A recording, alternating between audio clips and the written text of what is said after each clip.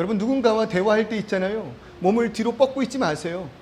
앞으로 그 몸이 상태가 기울여질 때 그 사람은 나에게 호감이 있고 나의 말을 청종한다라고 그렇게 이야기합니다. 청년들 잘 들으시고요. 소개팅한 그 자매의 등이 뒤로 꺾여 있으면 이내 빨리 일어나 돈 쓰지 마시고 집으로 돌아가시길 바랍니다. 그럴 때 여러분, 우리 하나님께 나아갑시다. 하나님께 반응합시다. 아멘. 네, 오늘 이 말씀을 가지고요, 제자만이 누리는 은혜라는 제목으로 말씀을 나누고자 합니다. 제자만이 누리는 은혜. 여러분, 지난 설교 기억하시죠?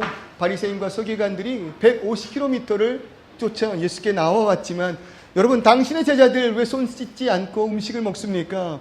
여러분, 그 고작 그렇게 험한 것을 예수께 묻지 않았습니까? 여러분, 오늘 이 시간 사소한 곳에 우리가 예수를 놓치는 일이 없기를 소원합니다. 비가 옵니다. 조금 어둡습니다. 우리의 마음에 조금 우중충한 그런 마음이 있을지도 모르겠습니다. 한 주간에 일어났던 많은 일들, 여러분, 하나님 앞에서 사소한 것인 줄을 믿으시기를 소원합니다. 중요한 건 무엇입니까? 예수께서 우리를 부르셨다는 거예요. 중요한 건 뭐예요? 예수께서 너무 나와 가까이 계시다는 것입니다. 그럴 때 예수께서 나에게 찾아오셨다는 것이라면 부디 오늘 사소한 것에 목숨 걸지 마시고 그것으로 인하여 예수를 바라보지 못하는 그런 불행 없이 부디 오늘 예수 붙드는 내가 되기를 소원합니다. 그를 따르는 자 되기를 소원합니다. 그럴 때 성경은요, 그 예수를 향하여 눈을 돌리고 마음을 쏟고 그를 따르는 자들, 그러한 자들을 제자라 그렇게 말한다 이거예요. 많은 사람들이 예수를 압니다. 여러분, 예수라는 말, 예수라는 그 이름 들어보지 못한 사람들 적어도 우리 근처에는, 우리 근방에는 없는 것 같아요. 정말로 그 선교사님들의 여러 노력과 교회들의 열심을 통해서 이제 그 예수라는 그 이름을 모르는 이들이요, 이 땅 가운데 그리 많지 않은 것 같습니다. 물론 부족하지만 그래도 많은 이들이 예수를 알고 있다는 거예요. 그러나 예수를 안다고 해서 모든 이들이 다 예수의 제자는 아닌 것입니다. 예수께 많은 사람들이 찾아옵니다. 오늘도 우리도 그럴지 모르겠습니다. 그러나 모두가 다 예수의 제자로 예수의 뜻을 구하지는 않는다는 것입니다. 오늘 본문을 보십시오. 오늘 본문에도요, 많은 사람들이 예수를 찾아왔습니다. 성경의 말씀을 보니까요, 무리가 예수를 애워쌌다라고 표현돼요. 애워쌀 만큼 많은 이들이 예수께 나왔습니다. 실로 그러합니다. 많은 이들이 예수를 찾습니다. 그럴 수밖에 없습니다. 예수께서 하신 그 일이 무엇인지를 우리가 알기만 한다면 예수를 찾지 않을 수 없다는 거예요. 그가 무엇 하셨습니까? 여러분, 예수님은요, 이 땅을 회복시키시기 위하여 오신 분인 줄을 아시기 소원합니다. 여러분, 하나님을 알지 못함으로 생명을 잃어버린 이 땅에 예수께서는요, 자신의 그 사역, 즉 십자가에 못 박혀 우리의 죄를 대신하여 죽으심을 통해서 우리의 죄로 인하여 어그러진 하나님과 이 만물의 질서를 회복시키시기 위하여 오셨다는 거예요. 구원자로 오셨다라는 것입니다. 그래서 그가 가시는 모든 곳마다 어떠한 일이 벌어졌다고요? 심령이 회복됐습니다. 예수께서 가시는 모든 곳마다 평안이 있고 병이 회복되었으며 심지어 죽었던 이가 소생하는 기적이 일어났다는 거예요. 이건 부활과는 조금 다른 개념이지만 죽은 자가 소생하는 놀라운 역사를 통하여 예수께서 구원자 되심을, 예수께서 참된 생명이자 이 땅 가운데 빛이심을 여러분 선포한 것 아니겠습니까? 그러니 그런 좋은 예수를 여러분 따르지 않을 이유가 무엇이에요? 예수가 가는 곳곳마다 사람들이 찾아왔다는 거예요. 그런데 문제는 뭐예요? 그렇게 찾아온 자들이 그들의 관심이 정작 예수께 있지 않았다는 것입니다. 그가 하신 일을 바랬던 것이지, 그가 하신 그 일에 대하여 내가 수혜를 입고 그 대상이 나이기를 소원한 것이지 정작 예수께는 관심이 있지 않았다는 것입니다. 오늘도 찾아온 대표적인 인물 한 사람이 소개됩니다. 누구입니까? 19절의 말씀을 보니까 한 서기관이 나와서라고 이야기를 해요. 지난주에도 등장한 존재입니다. 서기관, 그 집단이 어떤 자들입니까? 율법 교사입니다. 신학자입니다. 율법을 연구하고 많은 이들에게 율법을 가르치는 자, 그것이 서기관 아니겠습니까? 그러니 백성들은 그 서기관의 권위를 인정했고 그를 선생으로 모시며 살았다는 것 아니겠습니까? 그런데 그런 서기관이 나와서 예수께 뭐하라고 말하는 거예요? 선생이요. 민중의 선생인 서기관이 예수께 나와서 당신은 나의 선생입니다 고백합니다. 그러니까 예수의 가르침을 받기를 원한다는 거예요. 아마도 예수께서 그 율법 안에서 진정한 하나님의 나라의 말씀을, 복음을 선포할 때 그러한 말씀에, 그러한 해석에 마음의 감동, 감화가 있었던 것 같습니다. 그래서 그런 가르침을 내가 받을 수 있다면, 저 정도의 가르침을 내리는 자라면 내가 따를 만하다, 그런 마음이지 않았겠습니까? 그래서 묻는 거예요. 그래서 소원하는 거예요. 당신이 어디로 가든지 내가 당신을 쫓아가겠습니다. 여러분, 얼마나 큰 다짐입니까? 그런데 그 다짐이 이내 무너져 버리고 맙니다. 예수께서 뭐라고 그에게 대답하십니까? 여우도 굴이 있고 공중의 새도 거처가 있지만 나는 머리 들 곳 하나 없단다. 무언가 엉뚱한 질문, 동문서답 같지만요, 그 서기관의 마음에 무엇이 있는지 예수님은 아시는 거예요. 그의 마음에는요, 이 정도 되는 선생을 따라간다면 이 선생은 곧 이 땅 가운데, 이 민족 가운데 가장 위대한 율법의 학파를 세울지도 몰라, 이런 욕망이 있었던 건 아닐까요? 이 정도 가르침을 나타내는 스승을 내가 제자로, 내가 스승으로 모신다면, 내가 그의 제자가 된다면 그 권세가 나에게도 있을지 몰라. 여러분, 이런 욕심이 있었던 건 아닐까요? 그러니 예수께서 하신 말이 뭐라고요? 여우도 꿀이 있고 공중 나는 새도 거처가 있지만 나는 그 어떠한 권세도 없단다. 나는 그 어떠한 이 땅의 영광을 위하여 나아가지 않는단다.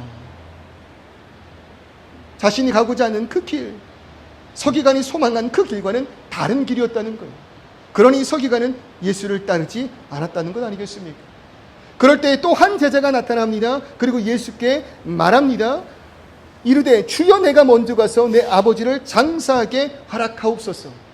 특별히 이 사람을 제자라고 표현하고 있는 것을 보면은요, 아마도 이 사람은요, 예수께서 가시는 그 모든 장소를 다 쫓아다닌 그런 자가 아닌가, 열성인 사람이 아닌가, 그런 생각을 해볼 수 있어요. 그러나 예수께서 지명하여 부르신 제자와는 분명 구분되는 자입니다. 그도 예수를 쫓기를 원해요. 예수와 함께하기를 원해요. 그리고 한편으로는 그 율법 교사였던 서기관보다 더 굳센 마음이 있는 것 같아요.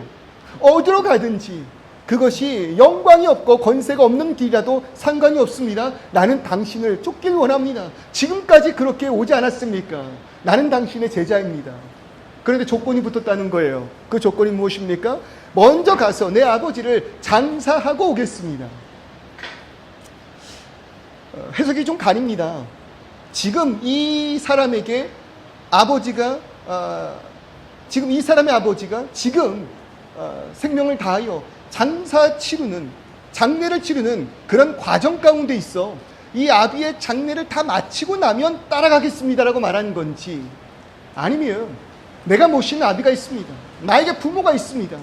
그 부모를 내가 모시고 있는데 그 모든 과정이 다 맞춰지고 나면, 내 환경이 다 정리가 되면, 그러면 나는 당신을 위하여 나의 모든 것을 바칠 수 있습니다. 당신을 따르겠습니다. 두 가지에서 그 어떤 해석이라도 지금 이 환경이 변화가 있게 되면 당신을 쫓겠습니다. 이 모든 상황이 정리가 되면 당신을 쫓겠습니다. 라는 그 뜻으로 예수께 말을 한 거예요. 그에 대하여 예수께서 뭐라고 말씀하십니까? 죽은 자들이 그들의 죽은 자들을 장사하게 하고 너는 나를 따르라는 것입니다. 이 땅의 것은 이 땅의 것에 맡기고 너는 생명을 쫓아 나를 따라 와라. 그렇게 이야기를 했다는 거죠. 유교 사상에 지배된 여러분, 우리들의 삶을 보면은요, 어떻게 아비의 장례가 있는데, 아버지가 있는데 예수를 쫓을 수가 있느냐. 그러니 에휴, 교회 다니는 놈들 만나면 안 돼. 효도를 할 줄 모르는 사람들이야. 여러분, 그런 오해가 있지 않겠습니까? 여러분, 근데 있잖아요, 부모를 놓고 우리는 나의 소원과 나의 마음과 나의 사랑을 위하여 지금 이 자리에 있는 것 아니겠습니까? 여러분, 결혼을 하는데요, 남편에게 이렇게 말하는 거예요. 아내에게 이렇게 말하는 거예요. 당신을 너무 사랑해. 당신과 함께하고 싶어. 당신과 그 모든 인생을 같이 살고 싶어. 그런데 잠시만 기다려줘. 내가 아직 우리 부모를 모시고 있으니 이 모든 장례가 다 끝나면 그때 당신에게로 갈게. 여러분, 옳습니까? 옳지 않습니까? 옳지 않다는 거예요. 내 마음 가운데 진정한 그 사랑이 있다면 여러분, 지금 쫓는 것입니다. 그것에 방해되는 것, 그 아무것도 없습니다. 그것이 진짜 사랑입니다. 진짜 소원입니다. 청년들 잘 들으십시오. 잘 들으십시오. 내 아내를 사랑하고 내 남편을 사랑하고 함께 연합하여 결혼을 하기 위해서라면 여러분 부모를 떠나 아내와 연합하고 남편과 연합하여 하나가 되는 것, 그것이 행복한 결혼 생활의 시작임을 잊지 마시기를 바랍니다. 아멘. 아멘. 여러분, 그럴 때 이렇게 예수께 나와서 그 예수를 쫓기를 원했던 많은 이들이 예수께서 가시는 그 길의 실체를 깨닫고서는 돌아갔다는 것 아니겠습니까? 사람들은요, 예수가 비범한 존재인지를 분명히 알았습니다. 그리고 그런 예수를 통해서 자신들의 욕망과 꿈을 이루기를 소원했습니다. 시대의 배경을 보더라도요, 여러분, 유대를 지배하고 있던 로마로부터 유대 민족은 벗어나기를 소원했다고요. 그래서 이 민족을 하나로 뭉칠 수 있는 존재가 이들에겐 필요했다는 것입니다. 그래서 바로 그 순간 비범한 능력을 지니고 있었던 예수, 가는 곳곳마다 예수를 향하여 나오는 그 무리들을 보며 이가 우리들의 왕이 된다면 예수를 중심으로 우리가 하나 되어 로마로부터 독립한 다시금 다윗의 그 시대의 영광을 회복할 수 있는 이스라엘 되기를 소원했다는 것 여러분 아니겠습니까? 여러분, 그들은요, 예수를 향해 왔지만 자신들의 욕망을 예수를 통해 이루고자 한 자들이라는 거예요. 이들은 예수를 존중 그리고 존경하기는 했지만 그의 제자는 아니라는 것입니다. 그와 함께 할 수는 있지만 그 가운데 자신의 희생은 불가한 자들이었다는 겁니다. 자신을 따르고자 하는 이들에게 예수는 분명 그 길의 험난함을 말씀하십니다. 머리둘 곳 하나 없는 것, 거처가 없는 것, 영광이 없는 것, 땅의 모든 것을 넣고 참된 하늘의 소망을 따르는 것, 때로는 그것을 위해서 아비를 뒤로하고 나아가야 하는 그 길, 여러분 얼마나 어렵고 힘든 일입니까? 제자란 무엇이에요? 함께 하고자 하는 이의 그 꿈을 위해서 모든 것을 버리고 절대적으로 충성할 수 있는 자를 성경은 제자라고 이야기를 한다는 것입니다. 그럴 때 오늘 이 시간 우리는 예수를 향한 나의 마음을 한번 되돌아 보았으면 좋겠습니다. 카일 아이들먼 목사님의 베스트셀러가 있죠. 그 원어 제목 너무나도 유명해요. Not a fan. 팬인가? 제자인가? 여러분, 그 책에서 이 카일 아이들먼 목사님은 이렇게 정리를 합니다. 예수의 말씀과 뜻을 응원하고 존경함으로 흥미는 있지만 예수를 바라보고만 있는 자는, 그의 가르침에 대하여 지식의 향유를 얻는 자들은 예수의 팬이라고요. 그러나 그의 가르침과 그의 꿈을 위하여 나의 모든 것을 내려놓고 삶으로 실천하는 자들을 카일 아이들먼 목사는 그의 책에서 제자라고 정의하고 있습니다. 그럴 때 왜 오늘 이 시간 우리들의 삶은 어떠합니까? 함께 모여 있습니다. 우리의 시선은 예수를 향합니다. 그리고 그가 허락한 그 은혜를 맛보고 있습니다. 그의 가르침을 듣습니다. 마음에 충만함이 있습니다. 그런데 거기까지입니까? 그러면 나는 팬이라는 거예요. 그 지식의 향유를 통하여 예수의 가르침에 기뻐하고 내 삶에 어떤 유익이 있는 것으로 만족하고 있다면 그것은 팬이라는 것입니다. 그러나 그것에 내 마음이 무너지고 나를 인도하시고 부르신 예수를 향하여 나의 삶을 내려놓고 그 가는 그 모든 길이 가시밭길이고 좁은 길인 것을 알면도 불구하고 묵묵히 그와 함께 동행하기를 원하는 자들을 성경은 제자라고 이야기하는 것입니다. 그럴 때 사랑하는 우리 성도 여러분, 하나님의 귀한 제자 되시기를, 예수의 참된 제자 되시기를 주님의 이름으로 축원합니다. 여러분, 예수는요 이런 무리들로부터 떠나려고 하신다는 거예요. 자신의 유익만을 위하여 예수께 몰려온 자들로부터 예수님은 떠나려고 하십니다. 18절에 그 말씀 보세요. 예수께서 무리가 자기를 에워싸는 것을 보시고 건너편으로 가기를 원하셨다고요. 여기서 예수의 목적이 드러나는 건 아니겠습니까? 예수께서 가시는 길의 정체가 드러나는 건 아니겠습니까? 여러분, 사람들은요 모이기를 힘씁니다. 많은 사람들을 모으는 것이 여러분 능력입니다. 그것이 곧 힘입니다. 왜요? 혼자서는 살아갈 수 없는 그 세상, 여러분 대중이 모이면은요 그 세상을 흔들 수 있는 힘과 능력과 권력 생기는 거 아니겠습니까? 그러니 요즘은요 팔로우가 많은 것이 장땡이에요. 여러분 유튜브 혹시 있으십니까? 여러분 아십니까? 저희 교회 유튜버가 있습니다. 구독자가요 500명이 넘게 모여있는 유튜버가 있어요. 여러분 나중에 홍보할 시간 잠깐 드릴게요. 홍보하시면 여러분 좋아요, 구독, 알림 설정 꼭 해주시길 바랍니다. 여러분 저희 교회도 유튜브가 있습니다. 여러분 아십니까? 저희 교회도 인스타를 운영하고 있습니다. 여러분 모르신 분들은요 잠시 시간을 드릴게요. 유튜브에 브리즈번 주는 교회를 검색하셔서 여러분 좋아요, 구독, 알림 설정, 여러분 그건 사랑입니다. 여러분 얼마나 놀라운 일인지 아세요, 여러분? 저희 유튜브 들어가 보신 분 계십니까?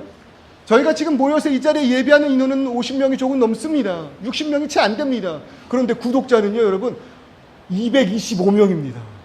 225명이에요. 그리고 때로는 이 설교를 듣는 분들이 100명이 훌쩍 넘어갈 때도 있어요. 그래서 한 성도님이 저에게 그렇게 말씀하시더라고요. 50명을 두고 설교하는 건 아니에요, 목사님. 225명을 두고 설교하는 거예요.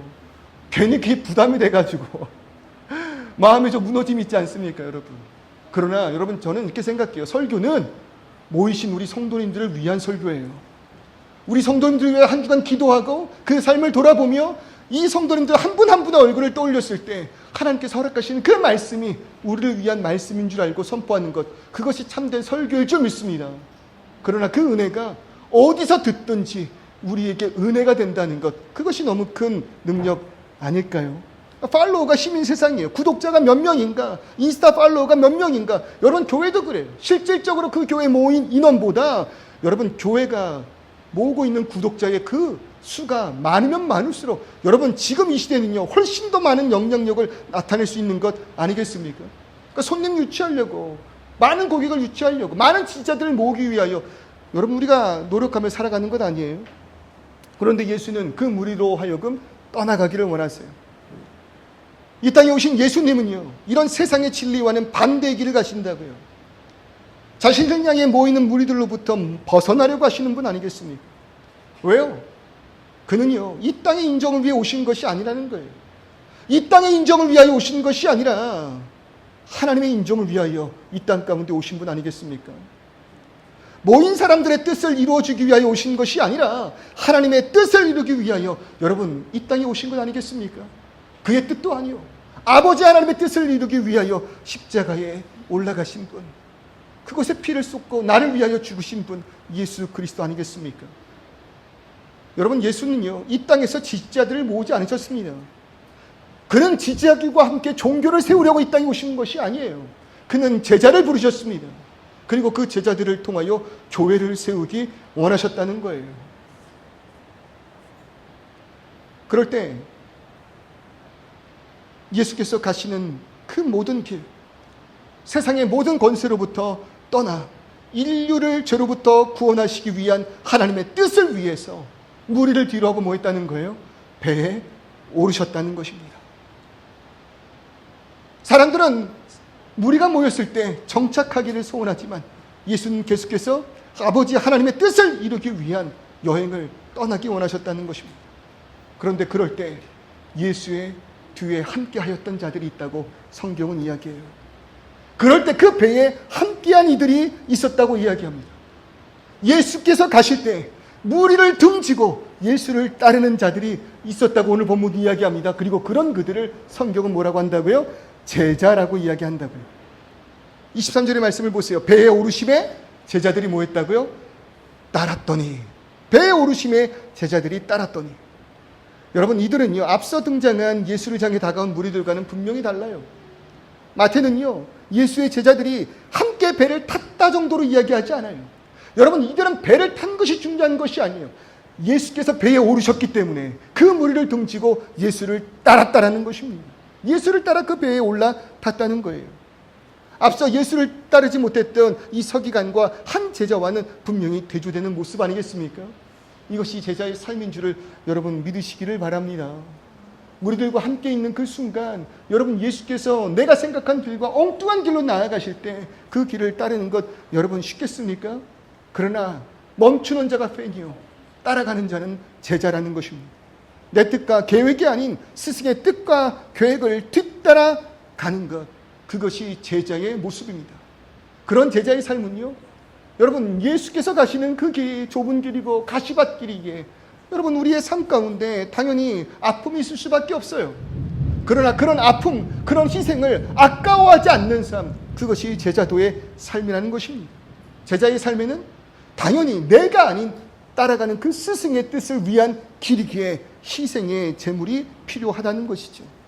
그러나 분명한 것은요 제자는 그를 인도하는 이의 은혜를 얻는 자들임을 믿습니다. 그 누구보다도 나를 이끄는 이의 은혜를 얻는 이가 함께하는 제자라는 것입니다. 제자들에게만 허락하는 은혜가 있다고요. 제자들에게만 주어지는 복이 있다는 것 여러분 아시겠습니까? 무엇이 과연 복일까요? 무엇이 제자들에게만 허락하신 은혜일까요? 배에 오르시며 제자들이 그 배에 따라 탑니다. 그리고 그 배가 출항을 합니다. 조그만 조각배죠. 그리고 바다라고도 표현될 수 있을 만큼 거대한 갈릴리 호수로 이 배가 나아갑니다. 그런데 여러분 문제가 생겨. 24절 말씀 보니까요. 바다에 큰 놀이 일어나 풍랑인 거예요. 배가 뒤집힐 만큼의 큰 파도예요. 배가 물결에 덮이게 되었다라고 이야기합니다. 이 갈릴리 호수를 다녀오신 분이 계신지 모르겠습니다. 저는 아직 가보지 못했습니다. 그러나 요즘 시대는요. 가보지 않아도요. 가본 것처럼 바라볼 수 있고요. 가본 이들보다 더 많은 정보를 얻을 수 있는 너무나도 귀한 시대예요. 그 갈릴리 그 호수는요. 위에 있는 그 헐몬산의 차가운 바람으로부터 아래서 올라오는 그 갈릴리의 따뜻한 바람이 만나는 순간 예상치 못한 기후변화가 일어난다고 그래요. 그러니까 예측 불허래요. 분명히 배를 타는 순간 평온한 그 날씨를 봤겠죠. 그러니 배에 탔겠죠. 그리고 그 건너편으로 나아가기를 소원했겠죠. 그런데 갑작스럽게 차가운 바람과 뜨거운 공기가 만나니 풍랑이 일어난 거예요. 그것이 얼마나 큰 바람이었는지 꽤 많은 사람들이 그런 풍랑에 휩쓸려 목숨을 잃었다라고 이야기를 합니다. 그러니 놀라는 게 당연하겠죠. 바다에 큰 놀이 일어나 배가 물결에 덮이게 된 그 순간 여러분 얼마나 제자들이 깜짝 놀랐을까요? 이것이 우리를 당황하게 한다 이겁니다. 제자가 되는 것도 힘들고 진정한 제자의 삶을 살기 위하여 본토 친척 아비집을 떠나 하나님께서 인도하시는 그 길을 나아가는 것, 예수의 말씀대로 나아가기를 소망하는 것, 여러분 그것도 쉽지 않은 일이에요. 그러나 우리는 결단한 자들 아닙니까? 믿음을 붙들고 그래 가자, 그래 하자, 멀리 한국에서 호주로, 그리고 또 아들레이드에서 브리즈번으로, 여러 우리 가정에서 이 개척 교회를 향하여 그 마음의 뜻을 모으고 주님 인도하시는 그 기름을 믿고 우리가 이 자리에 모인 것 아니겠습니까? 그렇게 주를 쫓아 나아가기를 결단한 주의 제자들 아니겠습니까? 그런데 그런 우리의 삶에 이런 당황스러운 일들이 너무 많이 벌어진다는 겁니다. 예수를 쫓아 나아가는데 왜 이런 시련이 생기는가? 어느 정도 각오는 한 그러한 상황이지만 이건 내 생명이 위협받는 그러한 상황이니 여러분 얼마나 그 마음에 무너짐이 있을까요? 차라리 제자가 되지 않았다면 이런 풍랑을 만나지 않았을 텐데 라는 후회가 여러분 들지 않을까요? 그 편이 낫지도 모르겠다는 거죠. 당황한 그 제자들이요 예수를 흔들어 깨우기 시작합니다. 뭐라고 이야기합니까? 그 제자들이 나와 깨우며 이르되 주여 구원하소서 우리가 죽겠나이다. 하물며 지금 예수께서 뭐하고 계신 거예요? 주무시고 계신 거예요. 나는 급해 죽겠는데, 나는 미치겠는데, 정말 나는 이대로 가다가는 내 삶이 뒤집어지고 생명을 잃을 수도 있는데 예수께서는 주무시고 계신 거예요. 그러니 얼마나 답답하겠습니까? 죽게 된 것을 왜 돌보지 않으십니까? 여러분 마가복음에서는요 그들의 불만을 구체적으로 이렇게 표현한다고요. 우리가 죽게 된 것을 돌보지 아니하시나이까? 그러니까 돌보지 않는 것 같은 예수님의 모습이잖아요. 도대체 당신 어디 계신 겁니까? 버려진 것 같은 우리의 인생 속에서 주무시고 계신 예수를 바라보면 여러분 배신감마저 들지 않겠습니까? 그러니 울부짖는 것 아닙니까? 뭐하고 계십니까? 풍랑이 보이지 않습니까? 배가 뒤집힐 것만 같습니다. 일어나세요. 주여 그리고 나를 구원하시옵소서. 우리가 죽겠나이다. 우리가 죽겠나이다. 오늘도 어쩌면 예수께서 인도하시는 그 길을 묵묵히 걸어 나아가시는 우리들의 삶 가운데 풍랑을 만나신 분들이 계실 줄 압니다. 올 한 해를 우리가 살펴 돌아볼 때 결단과 다짐이 있었고 여러분 이 조그마한 개척교회를 섬기고자 이곳에 모이신 여러분 이 교회를 택하시고 하나님의 인도하심에 순종하며 협력하기 위해 나오신 그 분들 여러분 그것이 얼마나 큰 희생입니까? 각오하신 것 아니겠습니까? 우리들의 호주의 그 모든 삶이 여러분 지금 그러하지 않습니까? 그런데 각오한 정도 예상한 그 일을 벗어나 풍랑을 만나 죽기까지 된 그 상황에서 여러분 도대체 우리의 삶은 어디로 나아가는 것입니까? 원망이 당연한 것 아니겠습니까? 무엇 하기 위하여 우리가 예수를 따랐는가 후회될 수도 있는 바로 그 순간 여러분 그 풍랑 가운데 예수와 함께 예수와 같이 가기를, 예수를 따르기를 작정한 제자들에게 임하는 은혜가 있다는 거예요. 어떤 은혜일까요? 그들의 외침 가운데 예수께서 일어나십니다. 그리고 제자들에게 이렇게 말씀하십니다. 어찌하여 무서워하느냐? 믿음이 작은 자들아. 죽기 일보 직전에 있는 제자들에게 자신의 잠을 깨워서 화가 나신 건지 모르겠지만 일어나신 예수께서 이렇게 꾸짖으시는 거예요. 어찌하여 무서워하느냐? 믿음이 작은 자들아. 예수님은요, 지금 이 제자들의 두려움의 원인을 믿음이 작은 것으로 여기시고 계신다는 거예요. 너희에게 믿음이 없으므로 두려워하고 있다라는 말이죠. 그런데 우리가 여기에서 여러분 깨달아야 될 것이 있습니다. 믿음이 없는 자들아 말씀하지 않았어요. 믿음이 작다는 거예요. 제자들에겐 분명 믿음이 있습니다. 짧은 시간이지만 예수와 함께함으로 인하여 예수께서 하신 그 말씀과 예수께서 보이신 그 기적을, 이적을, 표징을 통하여 이 제자들의 마음 가운데 분명 믿음이 있습니다. 그런데 그 믿음이 작다는 거예요. 믿음이 약하다라는 것입니다. 예수를 향한 제자도로서의 그 믿음을 가지고 있었지만 그 믿음이 발휘되지 못할 만큼 적다라는 것이죠. 이 믿음이 도대체 무엇일까요? 여러분, 우리는 세가지옥 교육 시간에 이 믿음에 대한 정의를 해보지 않았습니까? 믿음이 무엇입니까? 대상을 아는 것이 믿음입니다. 예수께서 그들에게 믿음이 적은 자들아 말씀하십니다. 적은 믿음의 정체가 무엇입니까? 내가 어떤 이인지를 너희가 아직 잘 모른다는 거예요. 그것이 믿음이 적다라는 겁니다. 함께 있었고 내가 누군지를 알고 그러기에 쫓지만 진정으로 내가 너희에게 어떠한 존재인지 아직 그들이 잘 알고 있지 못하다라는 거죠. 많은 사람들이 그랬습니다. 예수를 따랐습니다. 예수가 하는 말들을 많이 들었습니다. 그래서 예수가 비범한 존재인 줄 알았습니다. 그리고 그 가운데 예수께서 택하신 자들은 그럼에도 불구하고 그 정도 알매도 불구하고 그 알미 있음으로 예수를 따랐던 자들입니다. 그래서 이 배에 함께한 이들입니다. 그런데 그들에게 믿음이 적대요.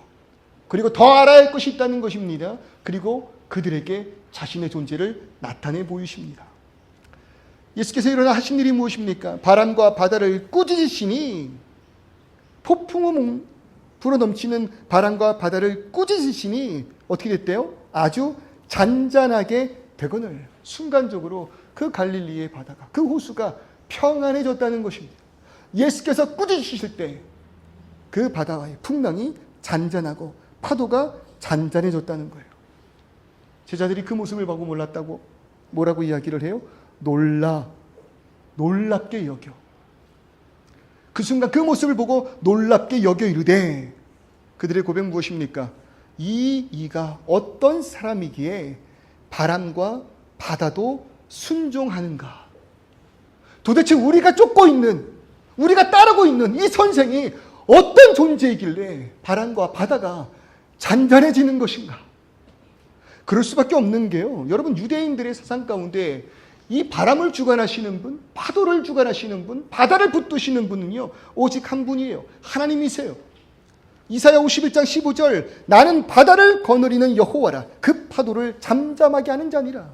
오직 하나님만 하실 수 있는 일이라 이거예요. 시편 89편 9편, 주께서 바다를 다스리시며 그 물결을 잠잠하게 하시고, 오직 하나님만이 이 성난 파도를 잠재우실 수 있는 분, 모든 만물의 통치자 되시는 유일한 한 분, 그분이 하나님이시라는 거예요. 그런데 그들과 함께 배 타고 계셨던 이 예수께서 바다를 꾸짖으시니, 여러분 무엇 되는 거예요? 하나님만이 하실 수 있는 그 바다가 예수의 명령 가운데 순종하였다. 자신과 함께하고 계신 예수께서 이 일을 행하시는 그 모습에 제자들이 놀라는 것 아니겠습니까? 도대체 이분 어떤 분인데 이러한 일을 하실 수 있으신가? 자신을 따른 제자들에게만 예수께서 보여주신 은혜, 예수께서 허락하신 능력, 스스로 만물의 주관자 되심을 함께하는 제자들에게 나타내신 순간입니다. 도대체 이분이 어떤 분인 거야? 도대체 이 놀라운 능력을 나타내시는 이분이 누구일까? 이들은 점점 알아가게 될 것입니다. 예수가 곧 하나님 되심을, 예수가 곧 생명 되심을, 예수가 빛 되심으로 인하여 우리를 이 어둠에서 건져낸 유일한 구원자 되심을. 여러분, 이 모든 사건이요, 예수를 둘러싼 자들, 그러니 저쪽 땅에 아직 남아있는 자들, 여러분, 그들은 알지 못하는 일이라 이것입니다. 그들이 바라봅니다. 자신들을 떠난 예수를 바라봅니다. 그리고 그 예수의 배에 함께 탄 이들을 바라봅니다. 그리고 혀를 찼을지도 몰라요. 야, 어떻게 그렇게 갈 수 있니? 어떻게 저런 일을 행할 수 있니? 참 좋은 분인데, 참 들을 만한 말씀을 많이 우리에게 허락하셨는데, 그런데 우리에게 요구하시는 것이 너무 과해. 나는 갈 수 없어. 여기까지. 그래도 충분해. 그래도 충만해. 그를 통하여 내가 얻은 것이 참 많아. 나는 이 정도면 좋게. 그런데 그 배가 떠난 지 얼마 안 돼서 풍랑이 일어가는 그 갈릴리의 모습을 바라볼 때, 여러분, 그 땅에 남아있던 자들은요, 안심했을 거예요. 그래, 이게 맞아. 이게 맞아. 여기까지였어. 더 나아갔던 인생이 무너져. 더 나아갔던, 어쩌면 내가 버린 우리 가정이 무너졌을지도 몰라. 참 다행이야. 그런데 그들이 모르고 있는, 그들이 알지 못하는 일들이 풍랑 안에서 일어났다는 거예요. 풍랑에서 허우적거렸던 그들이 이 모든 만물의 주관자 되시는 예수를 발견한 것 아니겠습니까? 나와 함께하는 이 예수가 이 모든 만물의 주관자 되심을 여러분 깨달은 것 아니겠습니까? 여러분, 이것은 그 폭풍우 속에서 제자들만이 누릴 수 있는 하나님의 놀라운 은혜인 것입니다. 그곳에서만 예수와 함께하는 자들, 예수와 함께 그 배에 오른 자들만이 예수께서 진정한 구원자이심을, 창조주이자 하나님이심을 마주하고 있는 거예요. 그리고 곧 깨닫습니다. 폭풍 속에서 가장 안전한 곳은 그 땅이 아니요, 예수께서 주무시고 계셨던 이 배였음을, 만물의 주관자가 함께 하시는 이 배였음을, 바다에 큰 놀이 몰아치고 나의 세상이 무너지는 순간 속에서도 내가 붙들고 있는 이 예수가 함께 한다면 두려움과 걱정 내려놓을 수 있고, 그와 함께 그가 주무시는 그곳으로 나아가 참된 평안을 얻을 수 있다는 것을 예수를 따른 제자만이 누릴 수 있는 은혜라는 거예요. 오늘 이 시간 우리들의 삶을 한번 돌아봤으면 좋겠습니다. 예수를 따르는 우리의 삶에는요, 그 길을 알지 못하는 이들보다 어쩌면 더 큰 풍랑이 있을지도 모르겠습니다. 그런데 풍랑을 허락하시는 이유는 뭐라고요? 내가 누구인지를 이 풍랑을 통해 너에게 알리기 위함이라는 것입니다. 풍랑을 통해서 하나님 어떤 분이신지를 그를 따르는 자들에게, 그가 택한 백성들에게 나타내 보이실 것입니다. 그러니 오늘 이 시간 우리들의 풍랑은 예수를 발견하는 시간 될 줄을 믿습니다. 그럴 때 예수께서 인도하시는 이 모든 삶이 어떠한 것인지 알지 못하는 자들에게는 헛된 길이 될 수 있겠지만, 이미 그 길 안에서 예수가 나의 참된 구원자임을 깨달은 우리들에게는 이 세상 그 무엇과도 바꿀 수 없는 가장 귀한 길이며 가치 있는 길, 우리 인생 가운데 결코 후회할 수 없는 은혜요 평안이며 기쁨이고 충만임을 믿습니다. 오늘 이 시간 우리는 팬입니까? 아니면 우리는 모든 것을 내려놓고 하나님께로 나아가는 제자입니까? 풍랑을 기뻐하십시오. 고난을 감사하십시오. 그 모든 일을 통해서 예수께서 하나님 되심을, 구원자 되심을 우리에게 나타내실 것입니다. 옳습니다. 그러니 후회하지 마십시오. 내릴 걸, 나도 그들과 함께 그곳에 머물 걸, 그 정도만 누릴 걸. 그러나 폭풍 속에서만 발견할 수 있는 은혜가 있다면 예수 믿은 것 후회하지 마시기를 주님의 이름으로 축원합니다. 오늘 이 시간 우리 함께 이 찬양 불렀으면 좋겠어요. 여러분 보세요. 올 한 해 우리들의 모든 삶 가운데 무엇이 가장 복된 것입니까? 예수와 함께 그 배에 올라타 예수를 따르기로 작정한 그 일이 가장 복된 일임을 소원합니다. 그러니 후회 마십시오. 내릴 걸, 타지 말 걸, 가지 말 걸, 오지 말 걸, 하지 말 걸. 여러분 내리지 마십시오. 내리지 마십시오. 개척교회의 모든 그 현장의 순간 속에서 섬기신 우리 성도님들의 마음을 바라보면 목사로서 얼마나 죄송한지, 얼마나 마음이 아픈지 몰라요. 그래서 아시잖아요. 처음 오셨던 분들 좋은 교회로 가세요. 시작하는 이 교회 오지 마세요. 좋은 교회로 가세요. 그러나 제 마음 가운데 담대함이 생기기 시작했다는 거 아니겠습니까? 힘든 길이고 어려운 길이지만 이 안에서 발견한 하나님의 참된 은혜가 있다라는 것을, 그러니 담대하게 오라고 말씀하는 거예요. 오세요. 누려보세요. 누려보세요. 여러분, 더 이상 미안함이 없어요. 다른 곳에서 발견하지 못하는 폭풍 속에서 세워지는 그 교회 가운데 하나님 살아 역사하심을 발견하게 될 줄 믿습니다. 그러니 후회하지 마시기 바랍니다.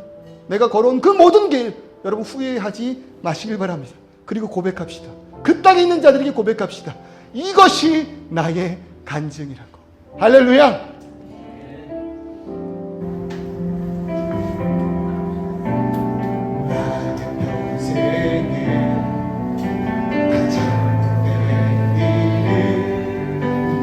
예수님을 만난 것이라. 나의 평생에 가장 잘한 일은 내가 예수님을 주로 섬긴 것이라. 다시 한번 고백해볼까요? 나의 평생에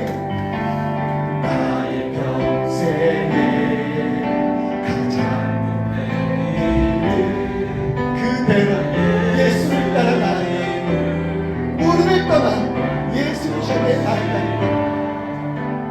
나의 평생에 가장 잘한 일은 내가 예수님을 주로 섬긴 것이로라. 아멘. 나는 주를 섬기는 것에 후회가 없습니다. 내가 걸어온 모든 시간 다 주의 은혜니. 내가 걸어갈 모든 날도 주만 섬기며 살리.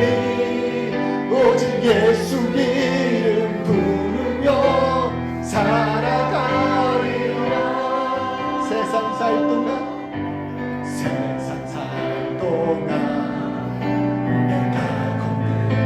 땅과의 다른 길일지라도 풍랑 가운데 넘어질 때에도 주의 강한 손이 나를 붙드시니. 아멘.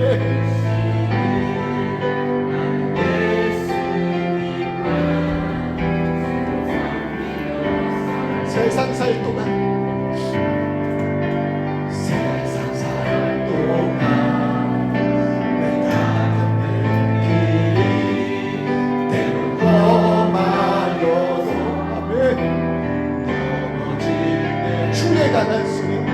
주의 강한 손이 나를 붙드시니. 나는 예수님만 주로 섬기며 그의 제자 되기를 소원하는 마음으로 나는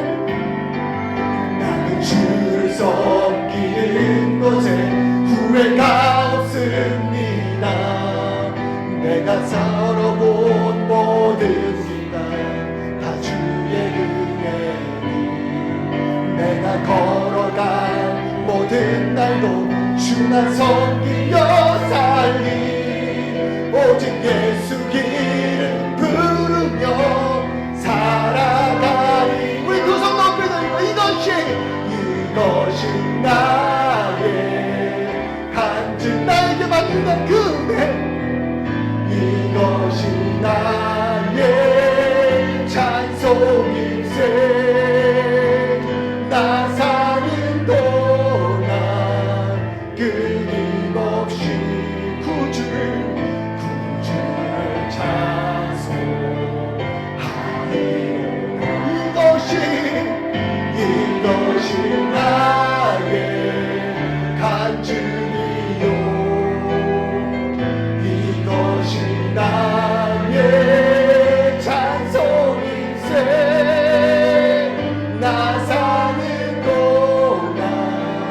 끊임없이 구주를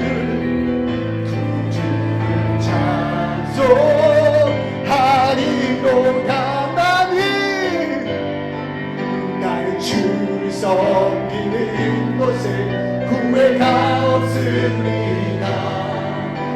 내가 걸어온 모든 시간 다 주의 은혜니 내가 걸어갈 모든 날도 주만 섬기며 살리 오직 예수 이름 부르며 따라가리 오직 예수 이름 부르며 따라가리라 오직 예수 이름 부르며 따라가 오직 예수 이름 부르며 오직 예수 이름 부르며 따라가리라 이 시간 우리 기도할 때 주여 참된 제자 되게 하여 주옵소서. 그 길이 험한 길이 알고 그 길 가운데 풍랑이 있을 줄 알지만 따라갈 수 있는 참된 제자 되게 하여 주옵소서. 그런 굳센 믿음 허락하시옵소서. 그러나 풍랑 가운데 제자들에게만 허락하시는 참된 은혜 진정한 예수가 누구인지를 깨달아 알게 하여 주옵소서. 그로 인하여 그 예수를 아는 것이 나의 가장 복된 일이요 예수를 향하여 나아가는 나의 모든 삶이 세상 가운데 간정되게 하여 주옵소서. 참된 제자 되게 하여 주옵소서. 통성으로 기도하기를 소원합니다. 아버지 하나님 이 시간 우리들의 모든 삶 주만 섬기며 나아갈 것을 다짐합니다. 주님 한 분만을 바라며 나아갈 것을 다짐합니다. 아버지 하나님 세상 사는 동안 내가 걷는 길 때론 험하고 넘어질 때도 주의 강한 그 손이 나를 붙드시니 아버지 하나님 나를 인도하시는 예수를 따르는 참된 제자 되게 하여 주옵소서. 그것이 나의 간증되게 하여 주옵소서. 후회함 없는 인생 되게 하여 주시옵소서. 오히려 폭풍 가운데에서 제자들에게만 허락하시는 은혜를 붙들고 그 능력을 붙들고 이 땅에 외면하였던 이 땅에 버렸던 그 예수가 나의 참된 구원자이지 이 세상의 참된 하나님의 주를 깨달아 알게 하는 놀라운 은혜 있게 하여 주옵소서. 오직 주만을 믿고 나아가는 우리들의 그 삶 가운데 눈물이 있을지언정 풍랑 가운데 예수를 주로 고백하게 하시는 우리들의 놀라운 은혜 주여 있게 하여 주옵소서. 적당한 것이 좋다라고 이야기하는 이 세대 가운데 어쩌면 우리들의 신앙도 적당한 신앙으로 단지 예수를 좋아하고 예수의 가치를 사모하였던 팬의 모습이 아니었는지 아버지 하나님 그러나 오늘 이 시간 다시 한번 결심하는 것 주의 제자 되기를 소원합니다. 주를 따르는 이 되기를 원합니다. 그 모든 길 풍랑을 만나는 길이라 할지라도 풍랑 가운데에서 함께하는 제자들에게만 허락하신 그 은혜 아버지 하나님 이 시간 붙들게 하여 주옵소서. 제자들은 압니다. 풍랑 속에서 주님 주무시고 계셨다는 것을 그러니 그 배가 가장 안전한 배라는 것을 바다를 잠재하시는 예수께서 이 모든 만물의 주인 되심을 창조주 되심을 구원자 되심을 말입니다. 그것이 오늘 이 시간 풍랑 속에서 예수와 함께하기를 소원하는 제자된 우리 귀한 성도님들의 받은 복일 줄 믿사오니 이 복이 가장 귀함을 잊지 않게 하셔서 살아온 그 모든 인생 후회함이 없는 평안한 인생 되게 하여 주옵소서.